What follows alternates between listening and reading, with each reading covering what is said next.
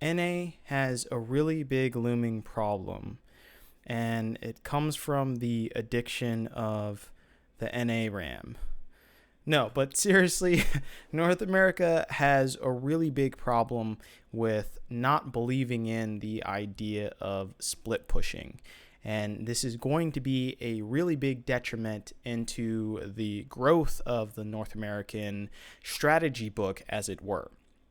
So, North America has had this problem with split pushing for a really long time, and it's kind of gone on forever. I mean, the only time the stigma was ever kind of broken was when CLG popularized the strategy in 2015 and 2016, I want to say, with Zion Spartan, right?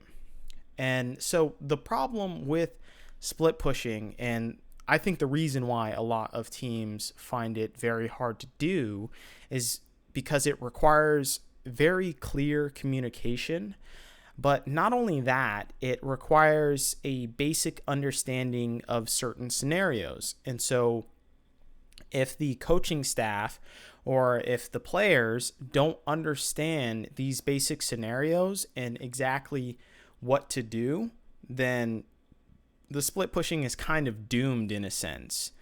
And so I want to go back a little bit because previously, before, split pushing was actually far easier due to ward coverage. So maybe that's why we're not seeing split pushing come back within North America, because it requires an understanding of how to do ward coverage from a different perspective. Because before, you had basically unlimited wards, right? Especially with the ward trinket from the jungle item, that was a pretty big supplement. And then, you go back even further and you had almost infinite wards, right? Because anyone could pick up all these green wards and stuff. So now you have this very limited ward coverage, and the kind of famous thing that a lot of analysts had been saying over these past years is you have to decide on which side of the map you actually want your ward coverage to be and what objective you want to actually go for to then use your wards to cover that area, because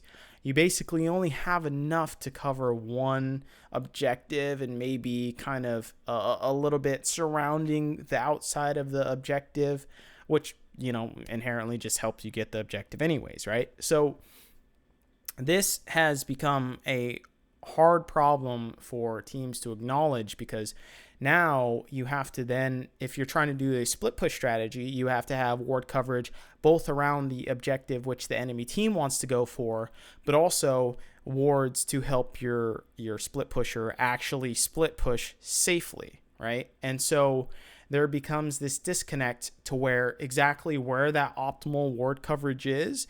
If they're pressed maybe past the river, well then where then do you place your ward coverage depending on where the enemy team is posturing, which is most likely fucking mid because we're in North America. So then you have to dictate exactly how your ward coverage should be, or maybe you're behind your own river line, so then you have to determine where that ward coverage should be. Say if you're a red team, for instance, and you're behind your river, then maybe it should be over next to around your blue buff area. But how many wards and what specific spots should that be? Should it be in the banana brush, which is next to that pixel dragon brush, or should it be a little bit further up next to the wolf camp? So it's this basic understanding of where ward coverage should be in a split push scenario, which I don't think a lot of analysts or coaches are actually breaking down to these players in order to enable them to actually split push properly. And then, of course, there's just the basic head count, right? How many people are in mid lane? There's 4 people in mid lane, and then there's 1 person down trying to 1v1 you. Okay, now we see 3 people mid lane. Hey, watch out. That person might be going down. We saw him kind of going in that direction. We have a ward spot over here. So if we know that he's not seen here, then he may be going, I don't know, through river or something if you have a ward behind wolf camp rush, right? So it's this fundamental idea of how to understand vision within the split push scenario. And I don't think pro teams actually fundamentally understand that. And so teams and analysts and coaches need to drill that in order for split push to even work, which is why I think a large part as to why teams don't actually try and do split push, because just discussing the theory of all of that is for some reason very difficult for them. I don't fucking know why.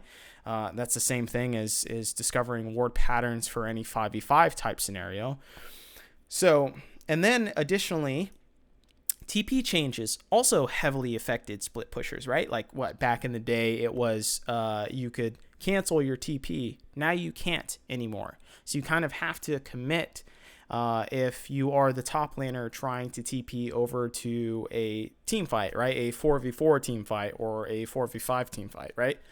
And so this becomes a little bit more risky in terms of judging exactly when to use your TP and when to keep up the pressure over in the side lanes. And so TP itself has become a little bit more valuable, but it's not only that, it's that teams just don't seem to understand the relevance of having a TP advantage anymore.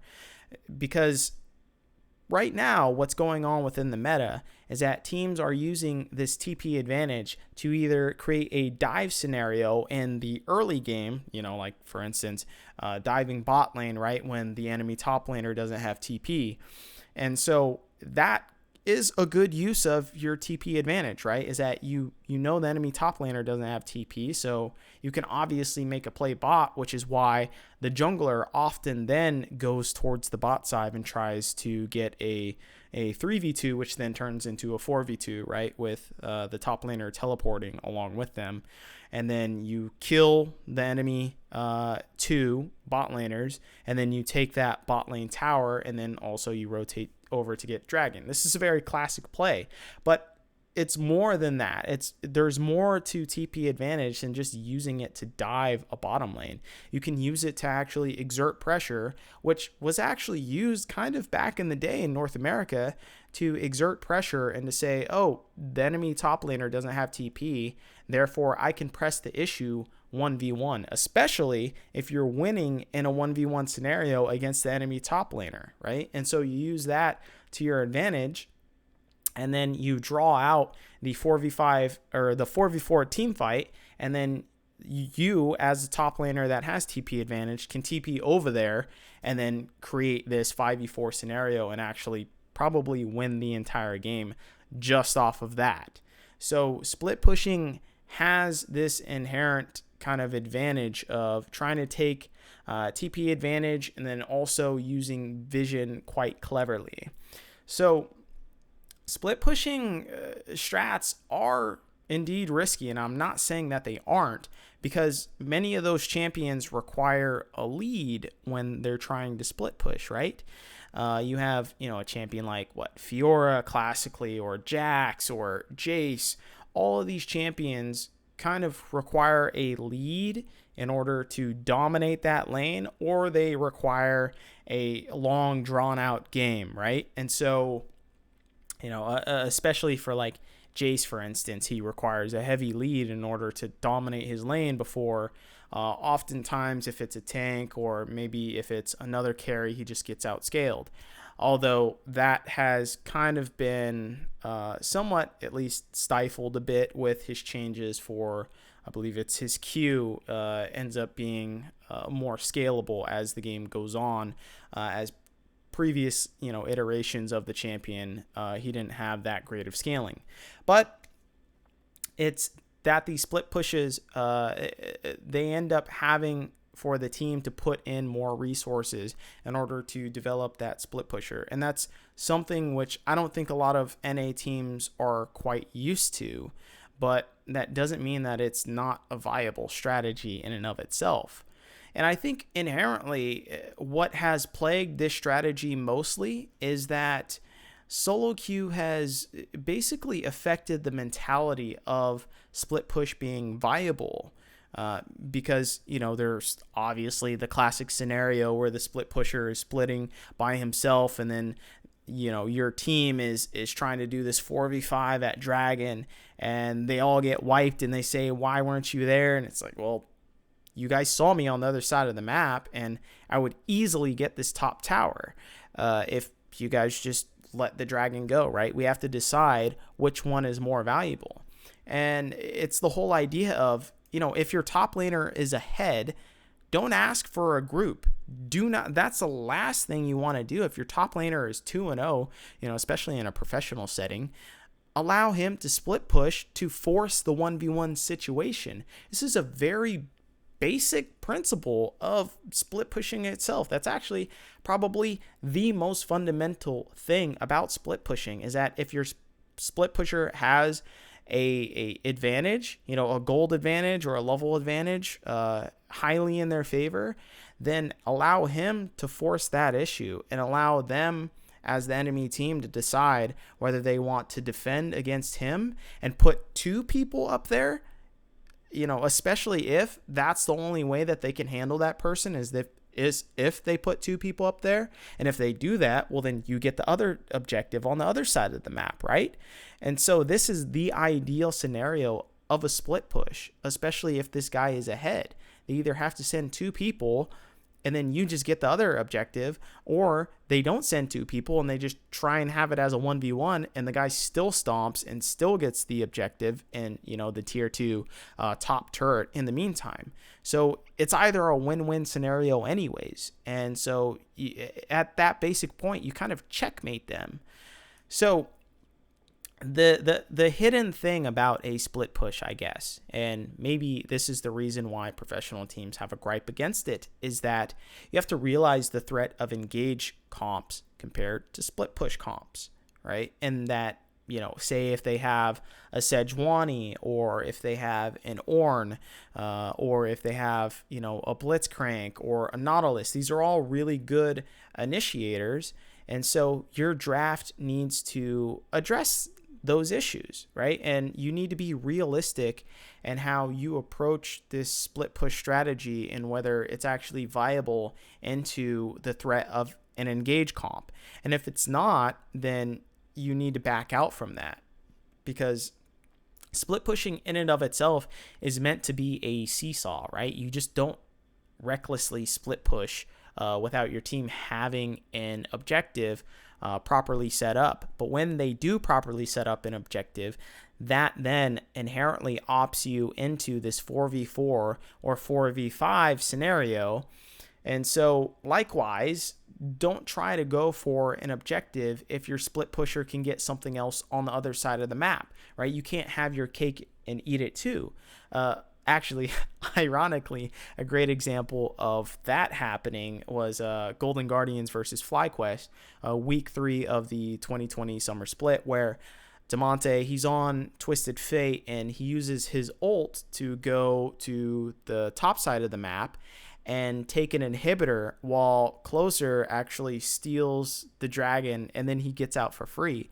And it's because FlyQuest tried to split, and they decided to put, I think it was 2 people on dragon and then run 3 people up into the top side, which clearly TF was just going to get that inhibitor anyways. So you might as well try and commit to the dragon and maybe force a fight in the mid lane if you try and get a pincer maneuver, because Golden Guardians were trying to push mid lane anyways and kind of give up dragon and let their jungler Lee Sin contest for the dragon, and he stole it. So people just both, people playing against split push and people playing for split push within North America don't seem to understand the basic fundamentals of actually how to play that comp out. And too many teams want to get everything on the map at once, especially in solo queue. Let yourself be carried if your split pusher is clearly winning the 1v1. If he's 2-0 in a professional game, he's going to really stomp that lane. It doesn't take much for a pro player to actually express their advantage over another top laner. Pro teams, don't be afraid to last pick your top laner if it can give you a split advantage. If it comes to the point to where they don't have this great engage comp, go for it. Try and do this split push strategy.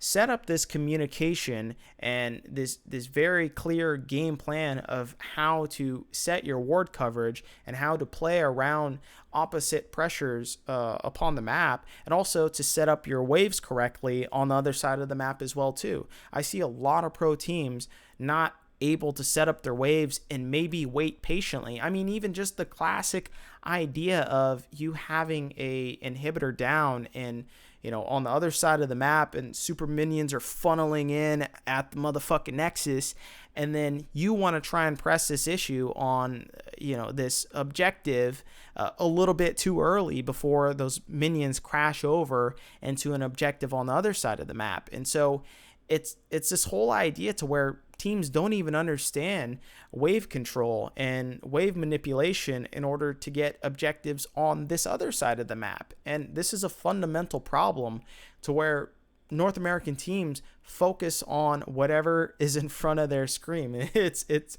literally like they aren't looking at the mini map at some times, and it worries me a lot.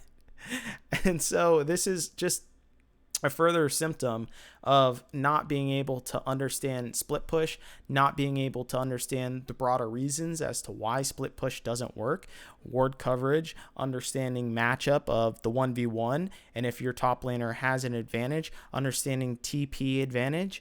All of these things are leading to this very big problem that North America is actually going to fall behind within the international scene, as we've seen multiple different times. And so until this actual thing of split push is addressed, I actually don't have a lot of faith within North American teams as they try and go into international tournaments.